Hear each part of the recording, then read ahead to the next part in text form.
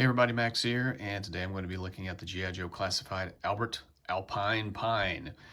This guy, I got to tell you, he's been on my top 10 list ever since I got into Classified last year. He was one of my absolute favorite figures as a kid. I am so happy to have him. He's got some positives and negatives, but more positives than negatives. So on a whole, I am very pleased with this figure. Some people have criticized him for various reasons, but on a whole, I really like him, and I would just want to dive into him. I'll gush about it as we go, but you're here to talk about the figure and see if you want to get him or not. So, box art right here. I like it. You know, it is what it is. Open package. I do like that we have the plastic opening. We can see the figure again. Artwork that I can't seem to, there you go, there he is. That painting doesn't really look like the figure, but whatever. We're not here for the box, we're here for the figure. And right away, in case you're wondering, no, he does not come with a backpack, which was one of the main criticisms that people had. This is Scarlett's backpack, and I was kind of toying around with different backpacks. He had one in the original OG figure, the O-ring figure, I should say, and you could clip his pickaxe onto it and all that, but this figure doesn't come with one, which was a kind of a ding in my opinion, kind of a missed opportunity there. But Scarlett's works fairly well. It does not come with this SMG. This I think this is an MP5. I got this from, comes with the movie Baroness figure from the Snake Eyes movie. If you might be able to still find that at Ollie's for $5 or in the Tomax's AMOT. So I have several of these because I have all those figures, and this is closely resembles the firearm that he came with originally. So the suppressor, of course, doesn't, you know, it comes with the those two figures, or three figures, I should say. So good swap out here. So I definitely like, and this is back before we had the gummy plastic, so good solid weapon. Backpack obviously doesn't really, it's okay. I mean, the color, it will hold, it will store this particular firearm here. So you may have to take the magazine out, or you can do it like that. Of course, there's no place to, it's pretty tight on the trigger, inside the trigger guard, but it works. So if you wanted to do it that way, no place to store the suppressor, just be aware of that. And you will probably need to use some handy tack to get it to stay in here. And you can, it's small enough, it doesn't line up with the, you know, with the molded on straps on the jacket, but it is what it is. You know, if you want to have a backpack and store some weapons and just kind of complete the look, and the rope is, you'll have to get that out of the way, but it's soft enough and long enough that you can get it out of the way. So, and this comes off without, you don't have to take the head off, so that you can take the head off and the rope comes off. And so there's that. What it does come with is obviously his hat that I just threw off my table.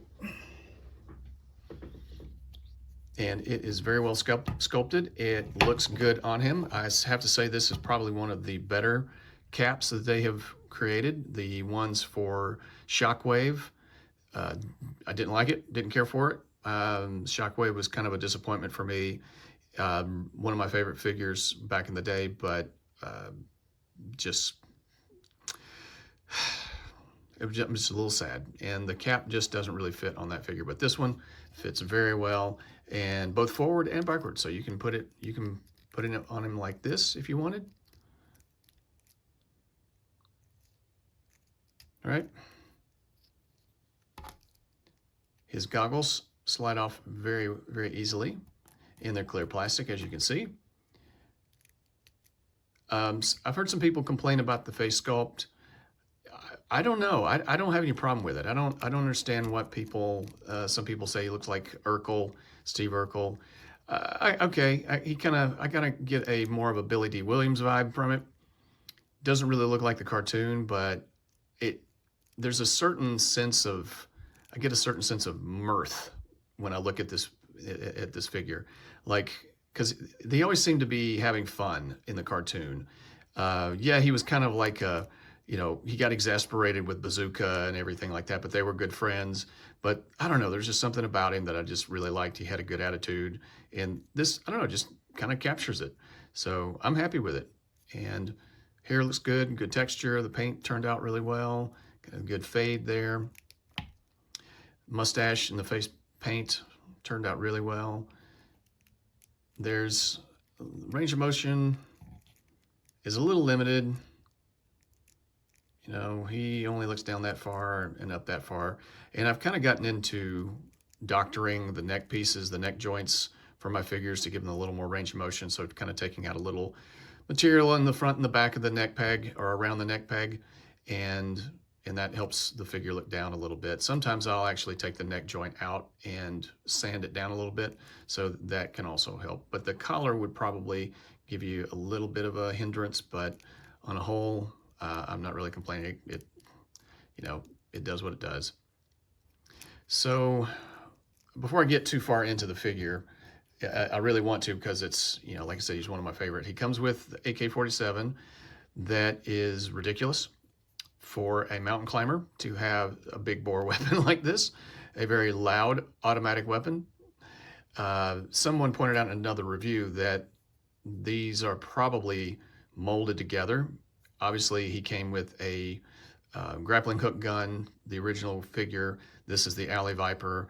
They're not going to redo another, you know, remake another one or redesign something or design something new. They're going to use what they have, which is one of the annoyances I have with Classified. Obviously, they have to keep costs down and reuse what they can, but it's one of those things that just drives me up a wall when a weapon set is introduced with a Cobra figure or Joe figure, and then down the line you see those weapons swapped out. So I associate those weapons with Cobra or Joe, and now they're with the, the opposing team. So yes, AK-47s are fairly common. You can get them anywhere. It makes sense that he'd have something like this, but he doesn't need this. But because they're probably molded together, that's why they ended up together. And it would have cost too much or taken too much time to give it something, a little extra something. So comes with a grappling hook with some rope. We've seen this before with the Ninja 2-pack, the blue Ninjas. Maybe Storm Shadow one of the Storm Shadows came with this. As you can see, I haven't even unwound it yet. I probably will eventually. And but that's actual coiled rope, some twine there, and that's cool. Doesn't come with a pickaxe. It comes with these 2 ice axes. So the original came with a pickaxe, and I'll be honest with you, I figured that one thing they would probably skimp on when they made this figure would be the axe. I figured we would get the axe from the Range Viper, but we didn't. We got these 2 guys, and they're actually not identical. They have molded tape on the one and no tape on the other. So they are pretty solid, and the blade is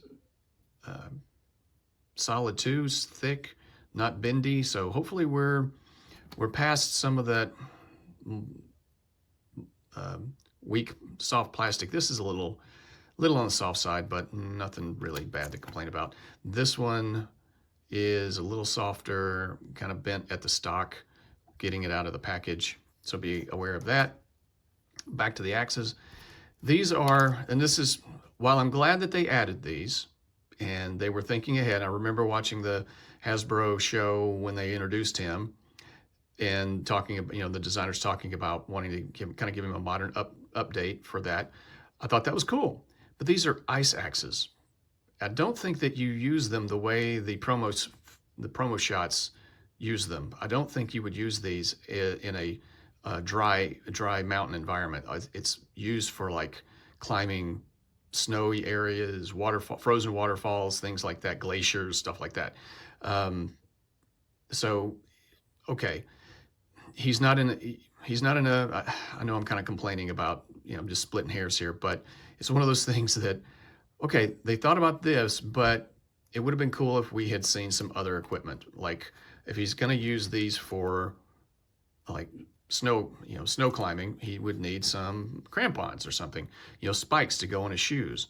And these boots are a reuse of scrap iron, and they are getting a pretty good mileage out of these particular boots. And the color scheme, and they have tread, nothing special, but it would have been a nice little extra touch if they had another, like something that he could snap onto the bottom of his feet, and so he could go climbing in the snow. Yes, he doesn't look like, he's not bundled up like Snow Job, but it's just one of those things that, okay, you thought about this, but didn't think about anything else. Or maybe, it would have cost too much money. I mean, they did get us these carabiners, and they are molded. And I'm glad that they were thinking in those terms. Okay, what kind of equipment would he need? So they have added this harness instead of a backpack where he can mount some stuff. There's a loop. There's a loop here, and you can run a rope through that. Plan on doing that probably with this thing. I don't know what this is for. There's some loops here and a very soft little hook here, but I don't know what that's for because I don't know what it could support. It's so soft. I've been putting there's two bigger loops and then one smaller loop, and I've just been putting the ice axes through the loops like that. And by the way, if you're watching and I'm wrong about how these axes are used, please let me know. Would like to increase my knowledge, but as far as I understand, these are ice axes and not used the way they have them displayed. So you can display them like that. I suppose you could probably put the suppressor maybe through one of these holes here if you felt so inclined. That kind of works a little bit. There's a chalk bag, and I thought that was kind of cool that they added that. A mountain climber would use chalk. Probably, this is one of those times where fingerless gloves comes in handy. I think the fingerless look for G.I. Joe Classified is way overused because they don't paint the inside of the finger. I'd rather they just leave it blank, just leave it black. Whatever color they molded it in, don't bother painting it. Just, it's not really necessary. These hands, we've seen them plenty of times before. They're not my favorite. They came with Shockwave. That's the one that probably with other figures too, but the ones on Shockwave just didn't hold his machine pistols very well. So these hands worked out okay. Like I said, I'm not a fan. These particular hands are not great on other figures, but when it comes to holding this little submachine gun, it works just fine. And they also hold the axes fairly well too. So, typically speaking, I'm not a fan of these hands, but they work fairly well in this figure. Back to the chalk bag. I don't know if that was supposed to be painted white, perhaps, or if that's just like folds of a, you kind of reach in there and it seals. You reach in and reach out. Not a mountain climber, obviously. So, but I'm kind of familiar with some of the equipment. But anyway, I thought that was a nice touch.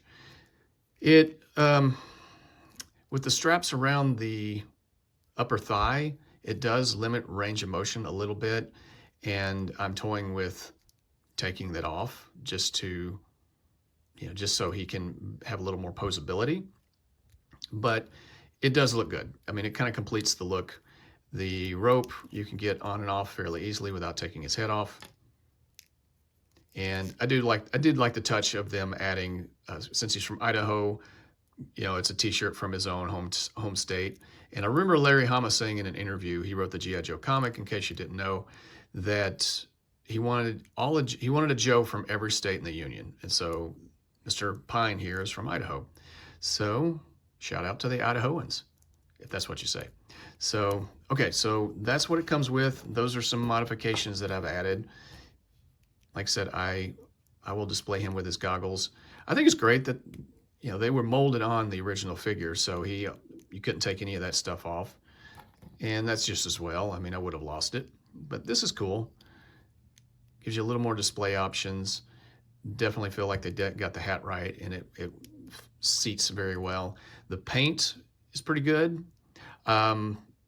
The arms, jacket, and probably the torso are all new. The face, of course. The goggles, the hat, that's new. The harness is new. The axes are new. The only thing that's been reused are the hands, as far as I can tell, and the legs and the feet. I mentioned earlier that these feet are from scrap iron, but they work they look good. Comparing it to the original figure, it works. These are Ricondo's legs. You've also seen these on Falcon, and maybe the Televiper. I don't have it. Let me know if I'm wrong. But so basically from here up, he's new. From the waist down, he's reused. But it works just fine. I mean, the original legs were just kind of your plain brown looking. The green on the pouches does not match, and I would prefer, I mean, the kind of, is this forest green? You know, this is just kind of a brighter green. It just kind of breaks it up a little bit. They got the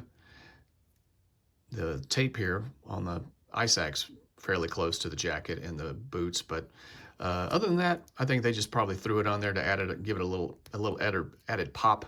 But on the whole, I'm not really complaining. It's just one of those things. I think on a whole, this looks really great, and I'm very happy with it. The articulation is really good for the most part. I think, like I said, I went over the neck. It's got an ab crunch. He will go forward fairly well. So he goes forward that far. And he's actually gone back a little bit, but not much. The jacket and everything, the harness kind of hinders that, but it doesn't bother me. The jacket's a flexible enough material that obviously you can kind of look inside there. And good, I mean, they got zippers. You can feel the ridges of the zipper teeth and different zippers, and like where there are pouches, the black, just the brown on the forearms. There's some darker green on the arm, black on the upper arm, some texturing there. Now this texturing is what keeps it from, and I'm having a hard time, I haven't heated this up yet, but I am having a heck of a time getting him in a T-pose, and I'm afraid, I always want, you know, anytime it just doesn't move freely and easily, I hesitate about forcing it. So I may heat him up and see, but my guess is that the way the upper arm is designed and the joint that they used for the butterfly probably aren't that compatible. This is probably too thick, and it's just not going to go. You're not going to get a T-pose. So you may have to break him down, take the arms out, maybe trim out some of the material in the butterfly if you're a customizer, if you feel inclined to do that, and then maybe you can get him into a T-pose. But as it stands now, I can't really do it.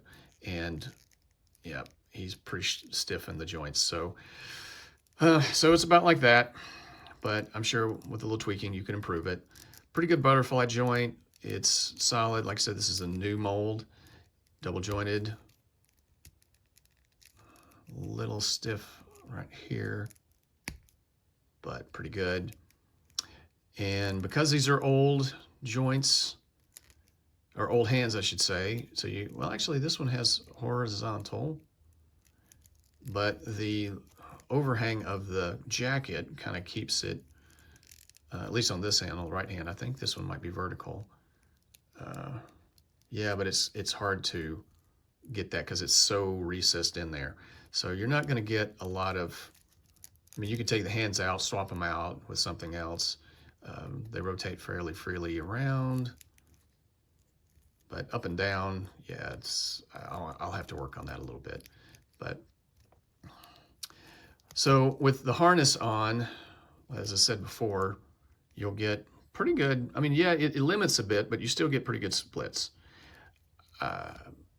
I would imagine that over time, if you're a little too aggressive with it, you're going to end up snapping the straps. They're very pliable plastic, very thin, but it is what it is. So just kind of be aware of that.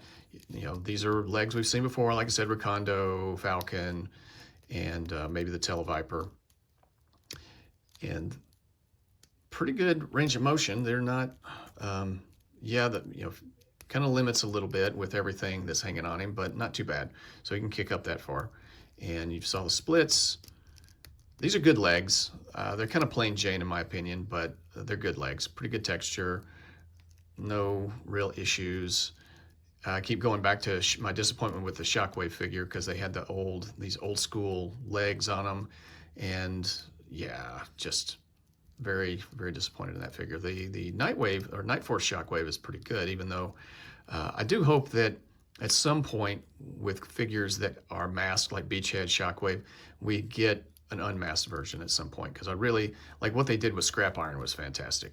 Love that head sculpt, and would like to see unmasked head for Storm Shadow and other figures. So, but here we're talking about. Thanks for listening to me ramble. We're sitting here talking about Alpine, and so here he is. Boots, his ankles, boot swivel, ankle swivel, typical stuff that we've seen before. And but there you go. So that's the figure. Like I said, he is a really good figure. The joints are solid. The look, they captured the look really well. They could have done a little better with the equipment, but it's a minor gripe. I do like the addition of these ice axes, even if we didn't get any pitons or crampons or anything like that. But it is what it is. Like I said, I'm using Scarlett's backpack, and that works really well. The size of it, I imagine that a small backpack for a mountaineer would make more sense, because you want to be careful of weight and what you're carrying and everything like that. So, yeah. So there we go. He's ready to climb a mountain and fight cobras at the same time. And of course, I have to complete the trio. This was, we got Bazooka first and then Quick Kick. And so we knew that Alpine had to be coming. And so here we are. We got the band back together. Frozen Fudgy Bar. It's just great having, if I'm going to get, I knew I was going to get Alpine. I wasn't really interested in Bazooka, but he was on sale a while back. And so I'm like, okay, Alpine's coming. I'm getting Bazooka. And then there was a sale for Quick Kick. And so we got the band back together. And if you watch the cartoon, you know what I'm talking about. So I'm going to give this figure a warp factor of 9. Yeah, I'd say a 9. I'd like to give him higher, but he's, like I said, he's missing some things that he probably should need. He should have come with. But on a whole, I'm so very happy. This is just a great figure for a great character. I really like him. I think they did a really good job of classifying him, I guess, bringing him from the OG line up to the O-ring line up to the modern era. So let me know what you think in the comments. Was he one of your favorites? Did you want to complete the trio too? Let me know what you think in the comments. Feel free to like, share, subscribe. Let's start a dialogue talking about our love of Joes, and I will talk at you next time. Take care.